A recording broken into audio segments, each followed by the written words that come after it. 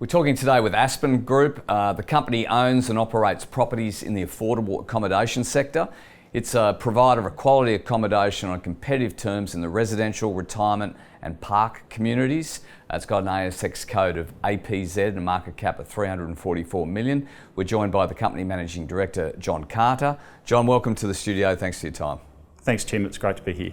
And John, for those investors that don't know Aspen Group, can you give us an introduction? Yeah, so Aspen targets the 40% of Australian households that can only afford $400 or a maximum of $400 a week in rent, or to pay $400,000 for a home. And so there's been major changes in the macro. I just want to talk about that target market. We've had rising interest rates. We've obviously got some inflation and other issues. How's the macro picture affected your target market? Yeah, so look, I think the pressure on people is even greater. So there's more cost of living pressures happening at the moment.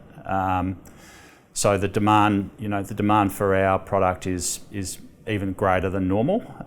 We've got massive interest in our residential and massive queues for that, and in the retirement side, again, people are able to sell their house and get some cash when they buy.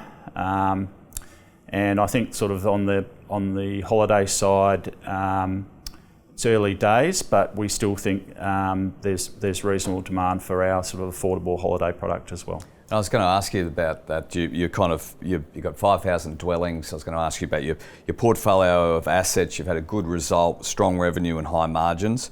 Is this likely to continue in a rising interest rate environment? Look, we certainly think the residential is very strongly underpinned. There's increased immigration, which is supporting rents. There's no sign of rents going down. In fact, we believe rents will continue over the next few years to be supported and grow. There's very limited ability to add to supply in the short term as well. So residential looks, which is the biggest part of our portfolio, looks strong. On the retirement side as well, it's supported by the pension that's being indexed in general to inflation. So our customers are only paying $180 a week, and so every time their rent goes up, about 75% of that is paid for by the government. And can you talk to your kind of portfolio mix? I think it's 36% is in kind of the parks community, 16% or so in the retirement community. Are you happy with that mix? Yeah, we don't really target a mix. What we're looking for is assets which have great opportunities for us to deliver the product to our customers. Generally, that's been by finding brownfield assets that we can add value to. Over the next period of time, we've got 50% in residential. Over the next period of time, when we complete those projects, there'll be a lot of growth in the residential side for us. And the motel business, you acquired an asset in Merimbula. Can you talk about how that fits into your portfolio? Yeah, so look, we haven't acquired a tourism asset for a while. That opportunity was a great one for us because it's right across the road from Tween Waters, which is an existing asset. By combining those two, we think there'll be good synergies, and we think we'll get a stabilised return of over 8%. It's in a location where longer term the land value will be very high.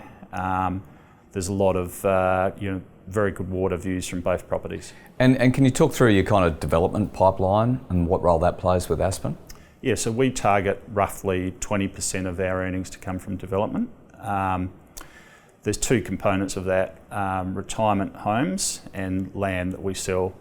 The retirement side, we're expecting as we go into 24 and 25 that we'll sell more houses, and we've built up quite a decent pipeline of sites. The residential land we've acquired typically in larger properties. We see the land as just a good way of recycling capital, and again, it should be well insulated because our price point's generally sort of lower than $200,000, which is very affordable. John Carter, thanks for your time. Thank you.